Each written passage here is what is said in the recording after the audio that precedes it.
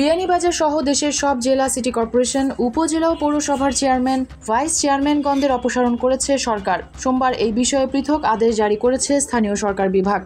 অপসারণ হওয়া চেয়ারম্যান ও মেয়রদের জায়গায় প্রশাসক নিয়োগ দেওয়া হয়েছে। বিয়ানীবাজার উপজেলা পরিষদ নির্বাচন গত 29শে মে অনুষ্ঠিত হয়। দ্বিতীয় মেয়াদে চেয়ারম্যান নির্বাচিত আবুল কাশেম পল্লব শপথ গ্রহণের 1.5 মাসের মাথায় সরকারের এক আদেশে অপসারিত হলেন। একইভাবে সরকারি আদেশে অপসারিত হয়েছেন বিয়ানীবাজার পৌরসভার মেয়র ফারুকুল হক। তিনি 2022 সালের 17 জুলাই স্বতন্ত্র প্রার্থী হিসেবে মেয়র নির্বাচিত হয়েছিলেন। সোমবার সন্ধ্যায় আনুষ্ঠানিকভাবে পৌরসভা থেকে বিদায় নেন তিনি।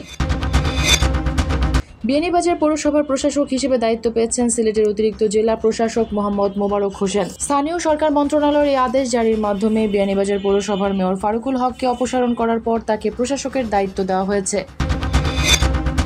সিলেটে পেশাগত দায়িত্ব পালনকালে গুলিতে নিহত সাংবাদিক এটিএম তুরাব হত্যাকারীর দৃষ্টান্তমূলক শাস্তির দাবিতে মানববন্ধন করেছে Beanibazar press club, journalist association ও রিপোর্টার্স ইউনিটি। মঙ্গলবার বিকেল 3:30টায় বৈরী আবহাওয়া উপেক্ষা করে মানববন্ধনে কর্মরত সাংবাদিক সহ বিভিন্ন শ্রেণী পেশার মানুষ অংশ নেন।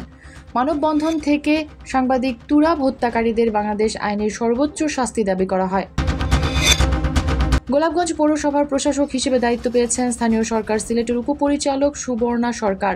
নিয়োগকৃত প্রশাসক স্থানীয় সরকার পৌরসভা সংশোধন অধ্যাদেশ 2024-এর ধারা 42 ক এর উপধারা 3 মোতাবেক পৌরসভার মেয়রের ক্ষমতা প্রয়োগ ও দায়িত্ব পালন করবেন। প্রশাসকরা নিজ দায়িত্বের অতিরিক্ত হিসেবে পালন করবেন এ দায়িত্ব।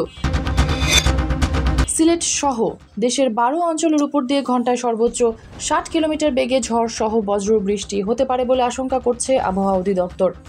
মঙ্গলবার সন্ধ্যা 6টা পর্যন্ত দেশের অভ্যন্তরীণ নদীবন্দরগুলোর জন্য দেওয়া এক সতর্কবার্তায় এ কথা জানানো হয়েছে। কোটা সংস্কার আন্দোলন চলাকালে সিলেটে গত 29শে জুলাই বিএনপির মিছিল চলাকালীন পুলিশের গুলিতে নিহত হন সাংবাদিক এটিএম তুরাব।